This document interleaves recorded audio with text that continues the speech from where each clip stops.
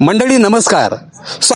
सर्वांचं news 23 express आवाज लोकशाहीचा या न्यूज चॅनलमध्ये. मंडळी, सध्या थंडीचं वातावरण निर्माण झालेलं आहे. महाराष्ट्रामध्ये थंडी सुरू झालेली आहे.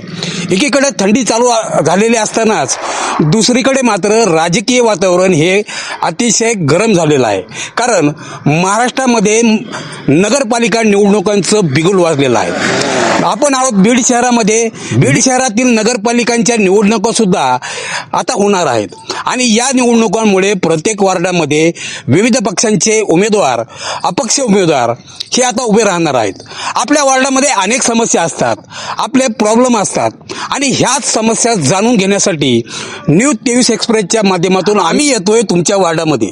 तुमच्या समस्या जाणून घेण्याकरता तुमच्या स्वप्नातील नगरसेवक कसा असला पाहिजे, आपल्या बीड शहराचा नगराध्यक्ष कसा असला पाहिजे, च्या नगरसेवकाकडून अपेक्षा आणि आपल्या बीडचा विकास कसा झाला पाहिजे, या आणि अनेक प्रश्नांची उत्तरे घेण्यासाठी आम्ही येतोय तुमच्या वार्डामध्ये.